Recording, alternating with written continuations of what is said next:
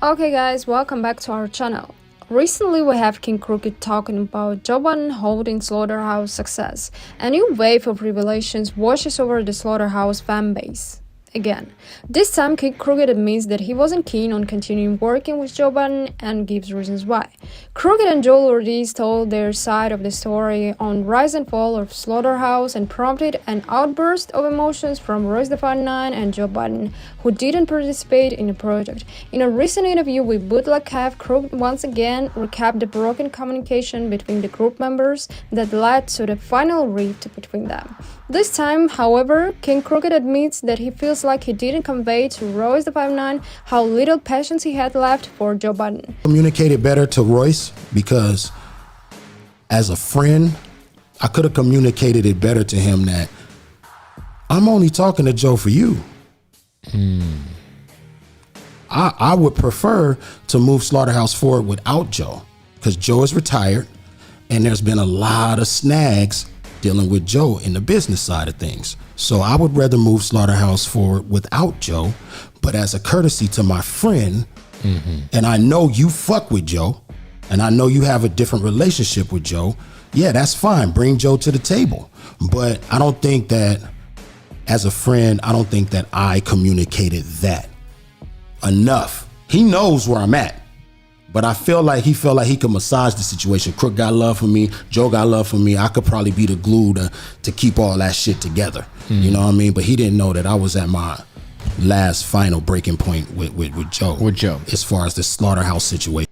But King Crooked mentioned earlier that he couldn't bear any more waiting initiated by Joe and aimed at satisfying his needs.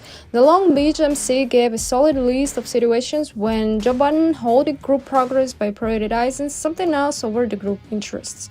And this behavior was in place from the very start, he says. We started off Slaughterhouse in the early days waiting on Joe. You know what I'm saying? Like when we first got our deal with Shady, we had a song called Session 1 on one of M's projects. He was trying to, you know, put the group on one of his projects. I think it was going to be a bonus cut or something on one of the albums. And, you know, we're new to the label. Let me share my platform with the group. Right. So we do Session 1, and all the Slaughterhouse fans know Joe Budden isn't on Session 1. Well, why isn't Joe on Session 1? Joe was signed to another label. He was caught up in some paperwork.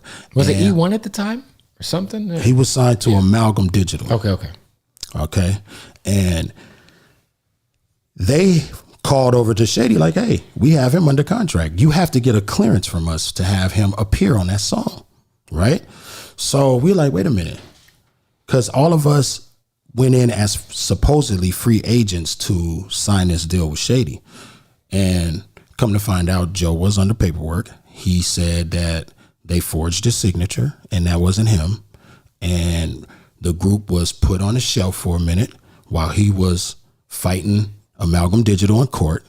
And we were waiting on Joe because we couldn't move forward. Now here we are with a brand new deal with Shady Records, and we can't even really move forward as a group because we got to wait on Joe in court. And that took months, let me tell you.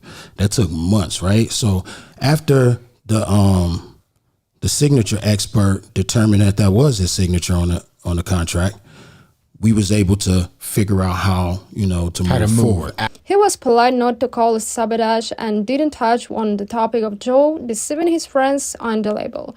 But this is how it is. Crook tells his side of the story without throwing offenses, but his words hold the resonant truth. Slaughterhouse, one of the most ambitious bands with such a short story. Check out the full interview, like this video, and be sure to subscribe to our channel.